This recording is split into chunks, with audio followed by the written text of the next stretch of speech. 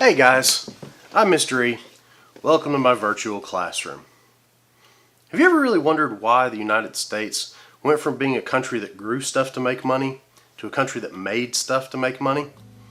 Grab your pencil and paper and get ready to take some notes, because that's what we're going to talk about today in Mr. E's classroom.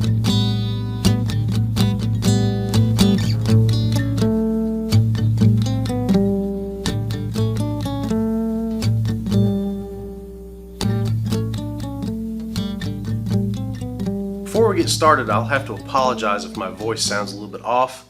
I'm fighting a sinus infection right now, ladies and gentlemen, so cut me just a little bit of slack. The essential question we need to look at in this video is, why did the U.S. shift from an agricultural economy to an industrial economy after the Civil War? When you think about it, just before the Civil War, the United States economy was almost entirely based on agriculture. The way we made money as a country was to grow stuff. After the Civil War, things shift rapidly. Over the next 50 years or so, we turn into an industrial giant. In fact, by the 1920s, the United States is the world's leading industrial power. And we hang on to that title for a really long time. So why was that the case? There are three factors that really contributed to our industrialization. Number one was the United States just had a wealth of natural resources. In order to make industrial goods, you need to have resources, and we had a bunch of them. The second factor that really contributed to that was that our government after the Civil War was really supportive of big business. The Republicans were in charge for much of the period after the Civil War, and they had very business-friendly ideas, mostly because a lot of them were businessmen. The third major factor was our growing urban population. This supplied a lot of really cheap labor, mostly due to the immigrants coming to the United States, and that'll be a video all on its own. And the second reason is those cities created markets for the goods that were being produced. You had to sell the stuff that you made. Along with those three factors, we also saw the rise of an incredibly cheap fuel source. A guy named Edwin Drake, this guy right here, discovered a way to basically hook a drill up to a steam engine and drill down into the ground and find oil fairly easily. This created an incredibly cheap fuel source. This gave rise to all sorts of industries, probably one of the biggest being the automotive industry. Another product that came to light about this time was cheap steel. A guy named Henry Bessemer, right here, came up with a process to make steel. Steel wasn't a new thing after the Civil War. Steel had been around for thousands of years. The problem with steel was it was very expensive to make. It required a lot of very skilled people in order to produce it. Bessemer comes along and he creates this process that all of a sudden, instead of taking hours and hours and hours of hard, skilled labor to make steel, you can make steel in a matter of minutes.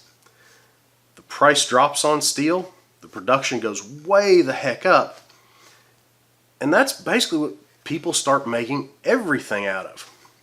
Steel was a great material. It was light, it was strong, most importantly, it was rust resistant. Because of this, railroads used steel for just about everything. The tracks, the bridges, the engines, the cars. Steel was also used in consumer products. Things like barbed wire and plows out on the Great Plains. Steel was the perfect product for these things because in harsh conditions out in the plains, steel wouldn't rust like iron would. Steel also became a very important building material. We couldn't have skyscrapers unless they had a steel skeleton. A lot of the bridges that we couldn't have had without steel. In order to be able to span those distances, you needed a relatively light material that was incredibly strong. Steel fit that bill. Another big thing that becomes incredibly popular right around this time period is electricity. Guys like Thomas Edison, George Westinghouse, and Nikola Tesla really push for electricity to be something available to everybody. This electricity allows manufacturers to start to relocate. Before electricity was a big thing, you had to build your factory near a water source, a flowing water source, because factories were powered by water wheels. Electricity allowed those factories to basically ditch the water.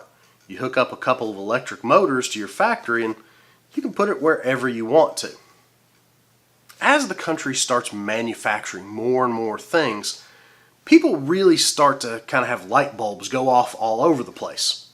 Also something those factories made, light bulbs. You start to see at this time period after the Civil War through the 1920s just a huge explosion of technology. Things that would make life easier for people or allow us to do things quicker. Things like the typewriter invented by a guy named Sholes allowed people to communicate a lot faster. Businesses didn't have to hire somebody that was skilled enough in penmanship to write their letters. They would basically just put somebody off the street in front of a typewriter and they'd sit there and they could type out a letter. The telephone, Alexander Graham Bell, allowed instantaneous communication pretty much across the country. You didn't have to wait for a letter to be delivered somewhere and then wait for that business contact to respond. You could pick up a phone and say, hey, I'd love to do business with you all the way across the country. What do you say? It really contributed to this idea that industrialization was the way to go. This is how we could make money. It was a lot easier than growing things. So here are a couple things that you should take away from this video. First of all, that remember the shift from agriculture industry to industrial industry after the Civil War was really, really fast. Also remember that new fuels and new materials kind of were the key to growth and expansion for our economy when it came to industry. Lastly, people used this new technology to really change how they lived. All of that goes together to help explain why we shifted from an agricultural economy to an industrial economy after the Civil War.